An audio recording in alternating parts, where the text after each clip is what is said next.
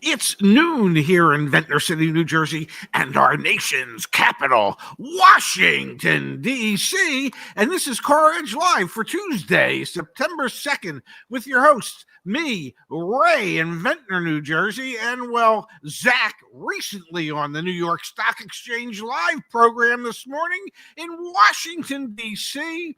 Well, Mr. Celebrity, how are you today? Felt pretty cool, man. Felt really, really cool.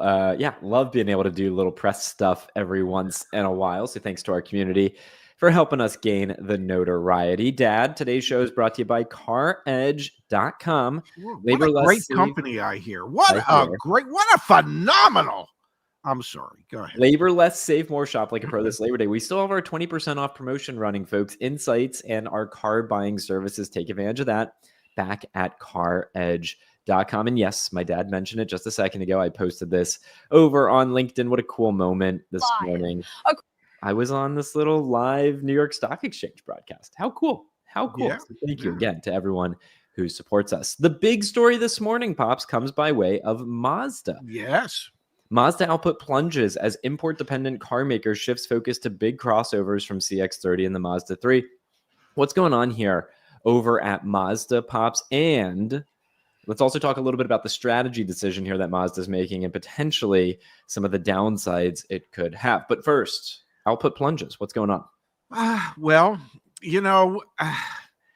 when there's tariffs, and they're expecting the tariffs to cost them about $1.1 billion for the fiscal year, they have to look at ways to offset or counteract some of those tariffs. Yep. Now, the CX-30, which I drive, well, that's a small vehicle with a small profit margin that's built in Mexico that has a high tariff rate. They have other vehicles. They only build one vehicle in the United States. That's the CX-50. The CX-70 and the CX-90 are built in Japan, but they have much higher profit margins, so they can absorb the tariffs a little easier on those vehicles. So they've increased production of those to ship those to the United States from Japan. Yep. And they've decreased the production of the CX-30 and the CX-3 or the Mazda 3.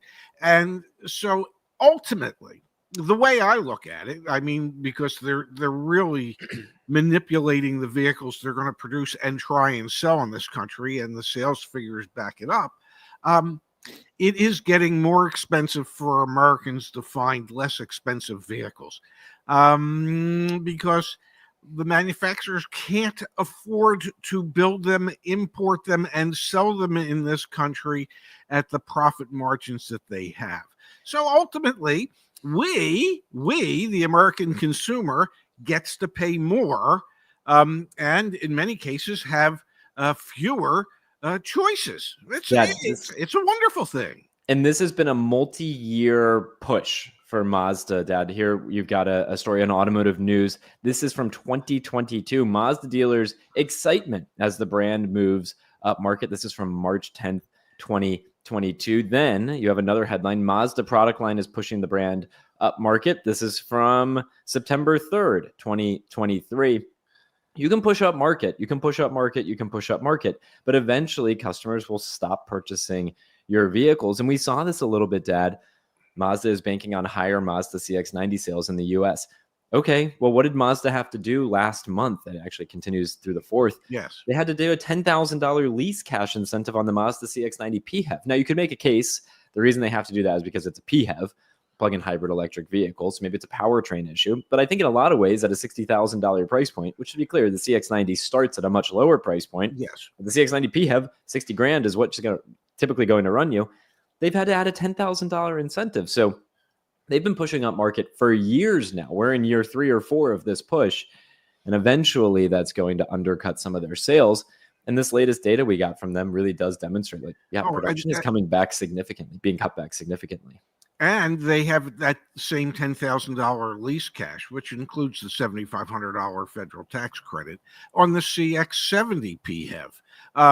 So they're pretty much putting their eggs at this point in time in the CX50, CX70, and CX90 because they have bigger profit margins in all three of those vehicles. We'll see what the CX5, the new redesigned CX5, has in store for them next year or whenever the 2026 is coming out. But the sales of the Mazda 3 and the CX30 have dropped dramatically as production has dropped dramatically. So it is a situation where what choices we have as consumers have grown more and more expensive when we are still in the throes of an affordability crisis in this country when it comes to automotive. Have we not watched this story already with Jeep? Jeep prices, this is data from February of 2024. Jeep had increased their prices 61% over those prior 5 years. Sales then crashing 34% during that same period of time. Haven't we seen automakers do this, Dad, and what dismay it causes for their brand? Oh, we can continue to go up market, higher profit margin vehicles. But eventually those customers say no more. I don't want to pay for a $70,000 Jeep or in this case, a $60,000 Mazda. And you made the comment earlier, the thing that concerns you most about this, we're just losing another economical, affordable brand in the market. Yes. I mean, one of the things that in my mind made Mazda a great opportunity vehicle for people was the bang for the buck that you get. It is a good quality vehicle that is well equipped and well appointed at a reasonably inexpensive price point in today's world. And what we're seeing is that those price points are going to go up or going to disappear because there's going to be less availability of some of those models than we had seen in the past. And that, to me, that's the unfortunate part. If you have an affordability crisis, and I think we can all agree that we do when it comes to automotive. Yeah, we totally do.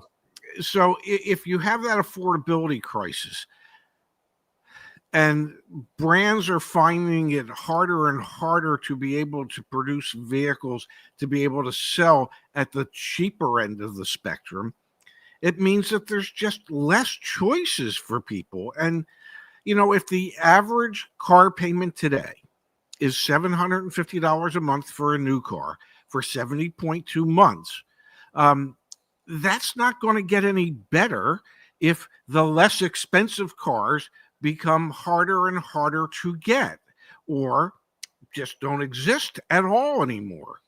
Let's look at those data points, Dad. Output at Mazda's factories in Japan fell 28% last month. Worldwide production fell 23% to 86,551 vehicles in July for a sixth consecutive month of declines. Their exports from Japan fell 18% in July, with exports also trending lower for the sixth straight month.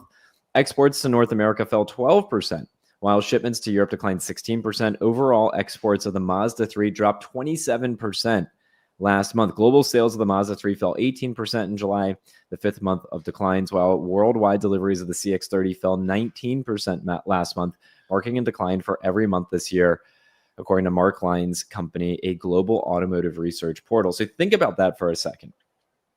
That option is just going to go away. You drive a Mazda CX30. The reason you chose a CX30 is because it's insanely affordable. Your lease payment on that is what? $374 a month for 36 months. The average monthly payment right now for financing a vehicle is well in excess of $700 a month. So you're at half that. You're leasing, sure, but no matter how you slice it, folks, he's got transportation from point A to point B. People for a long time have asked us, Dad, what's a reliable brand that you'd recommend? Mazda. We would say Mazda. And what are they showing here in this data? And most importantly, with their production, slashing, the production of the Mazda 3 and Mazda CX30, is they're saying, you know what? Those vehicles don't make us money right now, so we're going to stop producing them. It's the same strategy we watched over at Jeep, and now Jeep's obviously reverting back and trying to go a little bit more down market because they ostracized and pushed away so many of their customers. It is It is one of the unintended consequences of these trade policies that we have at the moment. And it's an unfortunate consequence, but it is in reality one of the consequences.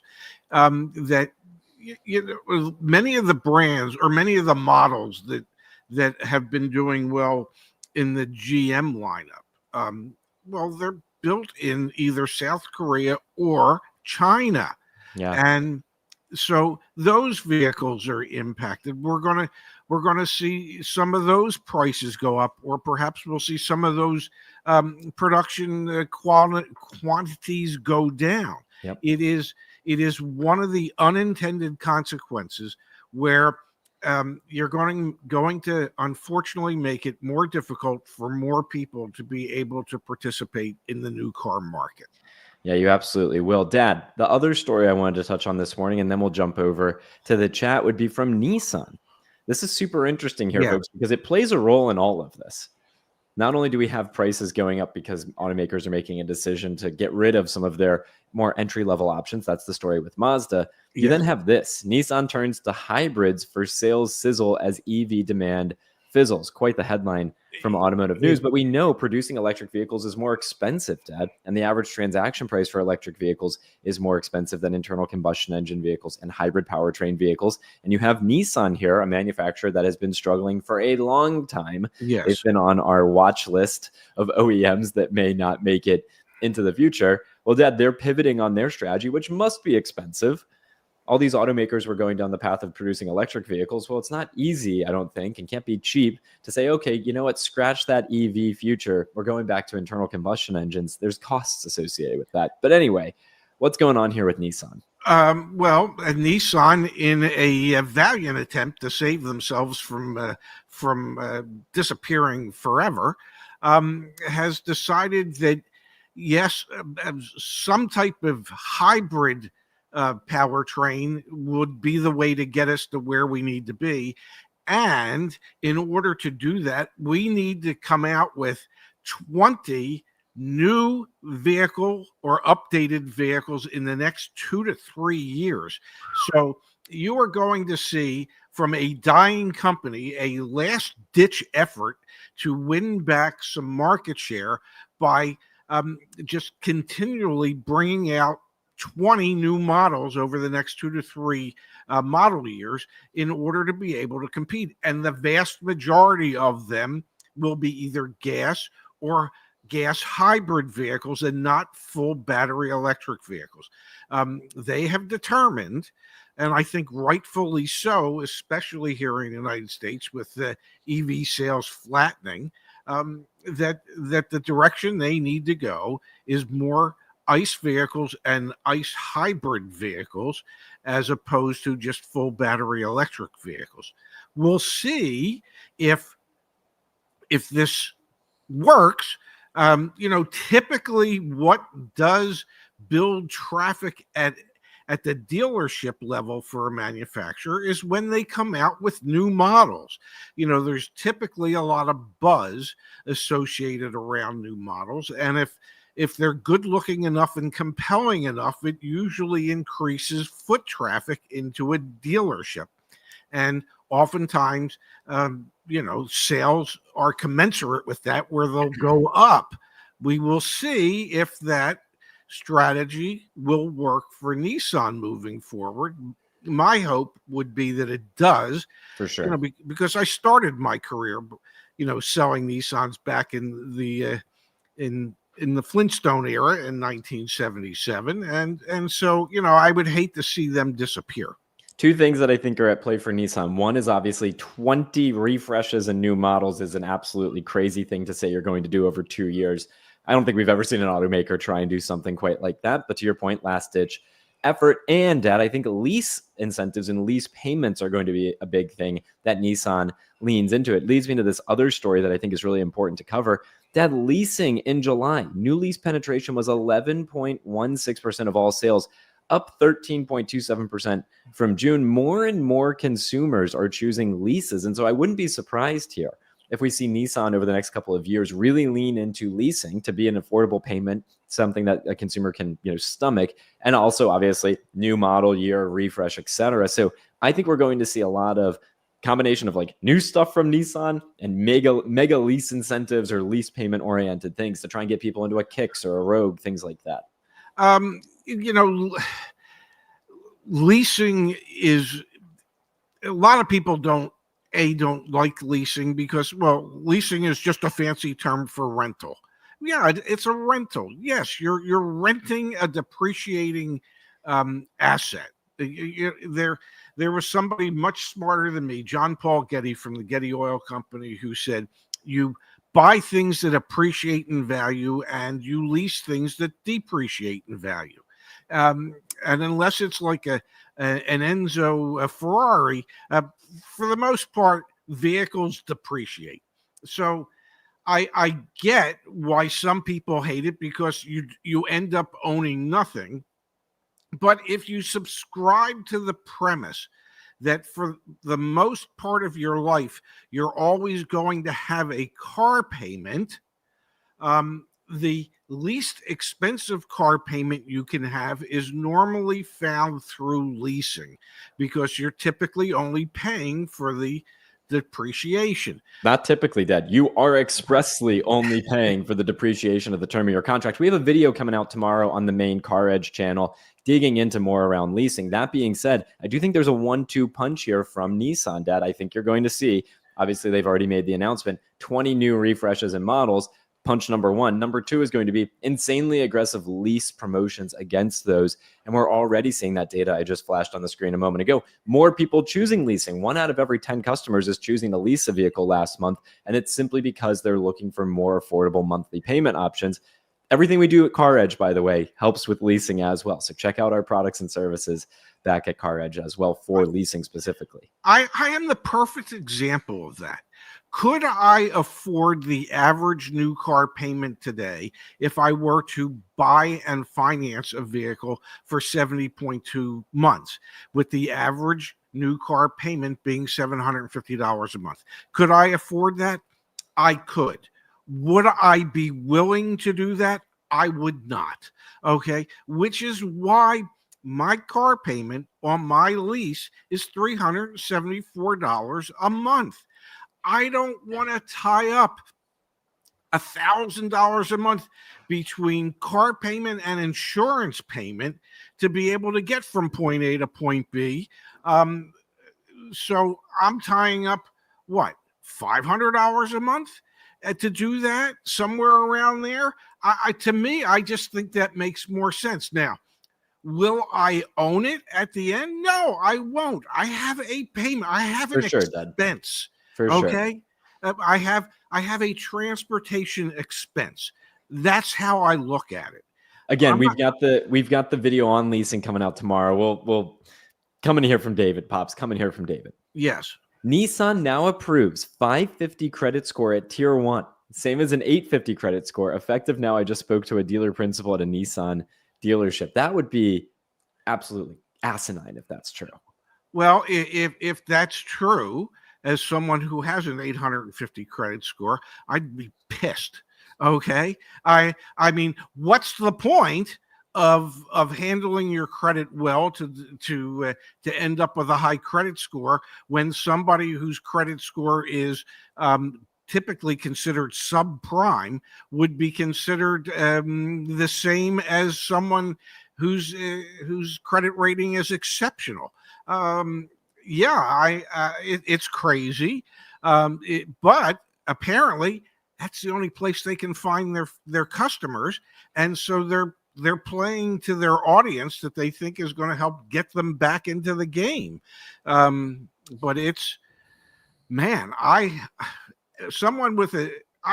pissed. I would be pissed. Okay. But take yourself out of it for a second, Dad. What does it mean more broadly? It means, I actually think, hate to say it, I think what I was describing is true. We're coming out with the new models. That's number one. We're coming out with lease incentives, number two. I guess number three is, and we'll just approve everyone for those lease incentives to move the metal. Yeah, well, I mean, I can see the TV ads now. Come into Nissan, fog a mirror, sign up. You're going home in your new car. $300 a month. Yeah, good credit, bad credit, we don't care. You're riding, you're driving. You need help getting that insurance? We can help you with that too. I mean, it's just absolutely insane. If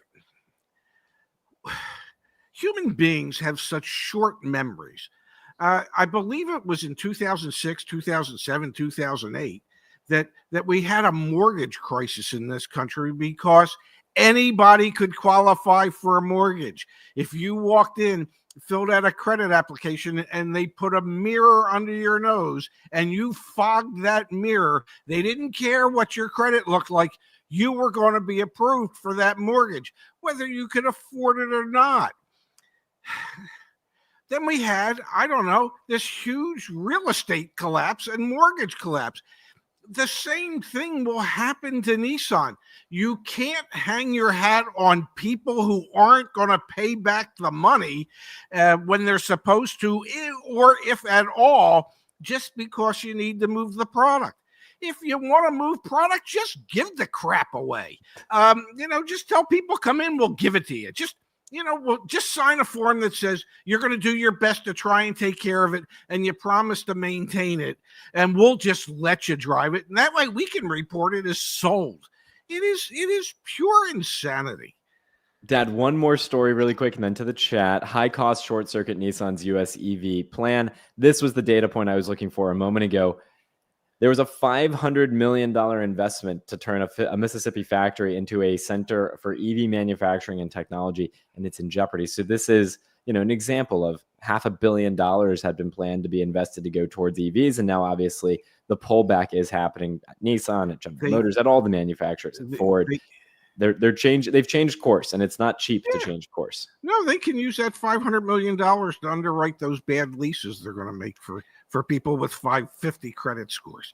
Wait, we shall see. Dad, Anthony in the chat been giving us all sorts of messages here, so let's answer some of these. Okay. Can you guys comment on Hertz and Amazon Auto? How do you think it'll disrupt the used car market? How will it affect CarMax and Carvana? So Hertz and Amazon Autos announced a partnership last week, I think, that Hertz is now selling their vehicles through Amazon Autos, so an expansion of Amazon Autos. I don't really think it, I don't even really understand what Amazon Autos does. You're still just buying a car from a dealer. So I don't know. Yeah, you're still just buying the car from Hertz. It's not like you're buying the car from Amazon. They're just going to act as a coordinator to marry you with the Hertz location where that vehicle is at. Do I think that's going to negatively impact CarMax or Carvana? No, not really. I don't. I mean, they haven't had, Amazon hasn't had all that much success with their partnership with Hyundai to sell cars. So why do I think that suddenly they're going to find success with Hertz selling, I don't know, 75,000 mile used rental cars? Hey, rental rats available through Amazon. Hurry, come in. Let's go. I think it's relatively a nothing burger for the time being. Here we go. Another one from Anthony. This is the Anthony section of the show. What car make model would you guys suggest to those who are looking for a solid, reliable commuter, point A to point B vehicle to look at? Who has the best deals, discounts, incentives? Mazda, Jeep, Hyundai. This would be a typical, we'd go Mazda, and I'd even still say with the CX-30, the Mazda is a great option here. So I'm sticking for the time being, Mazda CX-30 as a reliable point A to point B, vehicle to be looking at. A Jeep, I don't know what Jeep is going to fit into that under the reliable portion of it. And Hyundai, as long as it's under warranty, I think I would almost put Hyundai with so many engine issues that they've had in the past, I would almost only consider a Hyundai if it were a lease. And so that make sure that it's under warranty the whole time that you have it. And if anything goes wrong, Hyundai will take care of it. But beyond their warranty period, and the 10-year, 100,000 mile powertrain warranty of it, that's only for the first owner. Okay. Otherwise it's 550. So I don't know. I still think Hyundai has a lot to prove as far as engine quality and things of that nature. but they have caught the fancy of the American buying public, and their sales continue to rise month after month. I'm with you though. Excuse me. I'm wanting one under manufacturer warranty. That would Yeah. be Yes. ideal for me. Okay, we're gonna switch gears just for a second here because we have to do it. We're up to 109 recalls God. from Ford, Dad. There were more new recalls that just came out recently. Last week when we did this, it was 106. Yep, we're up to 109. I'll zoom in. 109 Ford Motor Company. This just keeps getting worse. We don't have to spend too much time on it. I just thought I would acknowledge that, like, it's damning. I mean, it's just bad. It's just really bad. I think their new slogan is a recall a day will keep the profits away. It's just crazy, man. I mean, every day we come in here and we look, they're averaging pretty much a recall a day. I mean, well, how many? No, business day. A recall per business. How many business? Perhaps. Yeah. I mean, it is. It's just. It's pure insanity on Ford's part, and I've said this in the past, and I'll say it again. In my opinion, it is malfeasance on the part of the board to allow this to continue. 166 business days so far this year, Dad, and they're at 109 recalls. Yeah. Then they got a little work to do if they want to do a recall a day or keep the profit away, but they're trying. That's crazy. That's crazy. Yes. And it's certainly. I know they like to say, well, we're being proactive and we're taking care of our customers. Well, if you really wanted to be proactive, build a better car. And then you take care of your customers that way so they wouldn't be spending time in their local dealership service departments. But that's what do I know? Folks, friendly reminder, we've got 20% off. It runs a few more days here. CarEdge Insights, which are the tools you use to do it yourself and get the best deal at the dealership, or our car buying services. We have negotiation expert where you hand off the hardest part to our team, or our full concierge car buying service, both 20% off for a little bit more time. So take a peek and take advantage of that. Dad, yes. Steve wants to know, did I enjoy Kentucky? This segment of the show will be called Scaring My Dad on YouTube. Sound good? Not really. Okay. I had an absolute blast in Kentucky. Red River so Gorge, happy for you. Red River Gorge is beautiful, Dad. Yes. It's a really, really, really good time. Give me a second here. I got to figure out how to share this screen. One moment. Do that. Do this. Do this. Share screen. You ready? Yeah. Oh, this is interesting. There we go. Okay. Mm-hmm. All right, here we go. Let me pull this up. So, Dad, this is a video of me falling. Excuse me? Oh, you can't see it. Thank God. 1 second. Can you see it now? No. Try it now. Can you see anything? No. Okay, bear with me. What a bummer. You might be saved. Yeah. I still think you should take me up on my idea of that you should concentrate on golf and tennis. Golf and tennis are fun, but I don't know. They're not that fun. Oh, now it's so interesting. It flashes up for a second, but then it doesn't stay. Okay, I'm gonna try one more time. Yeah. Can you see it, Dad? Yeah, it went away. It disappeared. Okay. Guess you're not going to be able to watch it. There you go. Thank God for that. You fell? I fell so many times. Yeah. How high was the wall you climbed? The highest one I went up was probably like 100 feet, 105 feet. Oh my God. Yeah. I'm going to try one more time, Dad. Give me 1 second. Really? Do we have to? Yeah, I think it's important for you to fully appreciate what I got into. Okay, one more time. Share screen. Boom. Okay, let's try again. Okay. We're trying again, ladies and gentlemen. There's Zach. Hey, it's working this time. Ready? Not really. Here we go. Yeah. Yeah. Whoa! What is that nonsense? Why? What is so exciting about that? So I actually did something bad there. I grabbed the anchors because I got scared, but yeah, pretty good fall. Yeah. Yeah. And I can see you're just wearing so much protection. Aren't those rocks look sharp? One more for you, Pops. So I was climbing, doing a good job, right? Yeah. Climbing. Yeah. He's climbing. Yeah.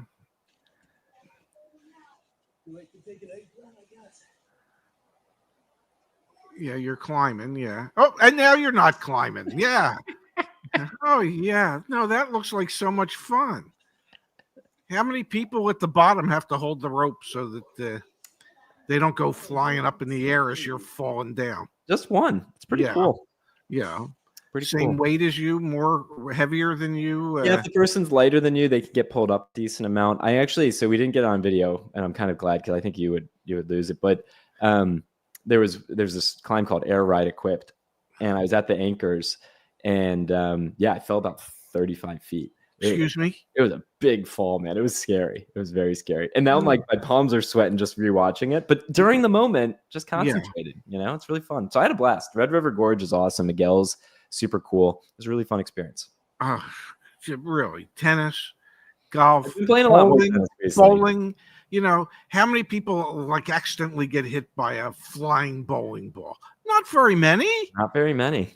Yeah, and if you fall, I mean, what you're gonna drop 2-3 feet, not 35. I mean, I'll try bowling, Dad. I like tennis, but it's really, really, really fun. And I did it. There's like a grading system, Dad. My goal this year is to do an 11A outside, and I got up an 11A there. I'm really, really, really proud. Okay, so now that you did that, you can quit. You can now stop. Go find something else. Raise the bar, man. No, we don't need you to raise the bar. Because at a certain point, you raise the bar too far. Okay, and things don't work out the way. Yeah, pickleball, and things don't work out quite the way you hoped they would. So just find something. You got a company to run. Knitting. Damn it. I could do knitting. You could, but you'd probably fall on the crochet needle or something and hurt yourself. So I don't Thank know. you, Rich, for the kind contribution. Wait a while before you free climb El Cap. I'm not free climbing anything, Rich. Don't you worry. That's craziness. Yeah. I mean, we saw what happened when you don't free climb and you only fell 35 feet. Competitive napping. I like that one. That one I could win. You're in first place. Salsa. I do like salsa dancing. There's so many different things that you could do. And would we get a kick out of watching videos of you salsa dance? I'm not sharing videos of me salsa dancing. Don't worry about that. I think so. I don't get a kick out of watching you climb rocks like that. Well, maybe we'll get you outside one time for a trip. It's really beautiful. No.